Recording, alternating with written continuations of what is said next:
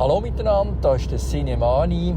Ich bin gerade im Auto unterwegs und ein bisschen rasender Reporter. Ich habe gerade den neuesten Film gesehen, September 5th, von Tim Fehlbaum. Das ist ein Basler Regisseur, der aber einen Film gedreht hat, nicht in der Schweiz, sondern in Deutschland. Er ist von der Konstantin Filmproduktion und auch mit deutschen Fördergeldern entstanden. Also hat einen internationalen Anspruch. Er ist auch auf Englisch gedreht. Schauspieler Peter Sarsgaard und so weiter. Hat also wirklich gute, tolle Namen. Der Film spielt 1972 an der Olympiade in München. Ein Schicksalsjahr für die Olympischen Spiele, weil palästinensische Terroristen haben das israelische Olympiateam gefangen genommen. Im Olympischen Dorf haben sie also kidnappt, wenn man so will. Und es sind dann wirklich schlimme Stunden gewesen. Es hat schon mal einen Film gegeben, der das Szenario thematisiert hat. One Day in September hat der geheissen.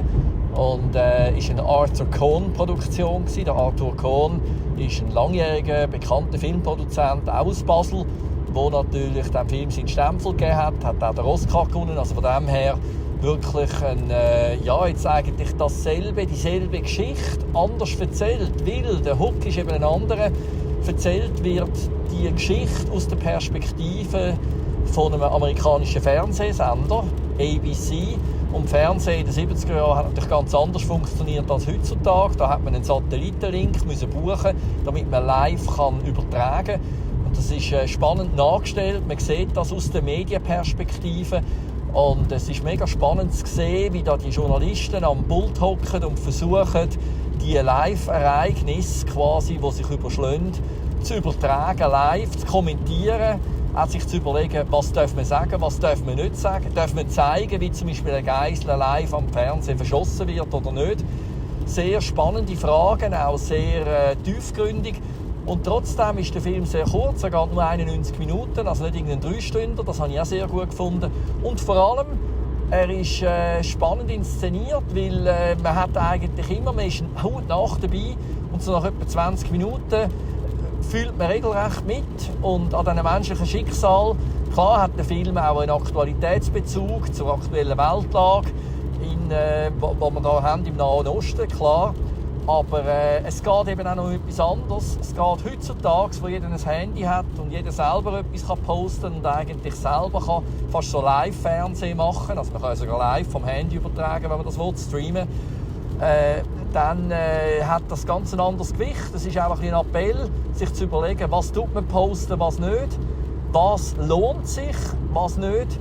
Muss man alles immer kommentieren? Das sind so Fragen, die der Tim Fehlbaum in seinem Film ein bisschen vor Augen führt.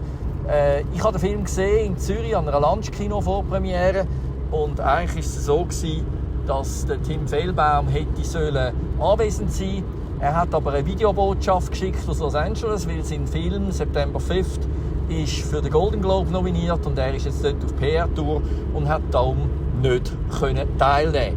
Trotzdem glaube ich, es ist ein toller Film, ein spannendes Kino, Intelligenzkino und der Tim Fehlbaum, obwohl er eine Videobotschaft geschickt hat, hat doch Applaus im Kino bekommen. Also die Leute haben das sehr geschätzt, dass er sich persönlich gemeldet hat und er hat gesagt, er käme dann sicher auf den Filmstart an, auch mal noch auf Zürich, würde ich sagen. September 5th läuft demnächst in den Schweizer Kinos und natürlich dann auch auf allen Streaming- und Video-on-Demand-Portalen. Das war es, Cinemani, live und aktuell. Schöne Zeit, guten Tag, ade miteinander.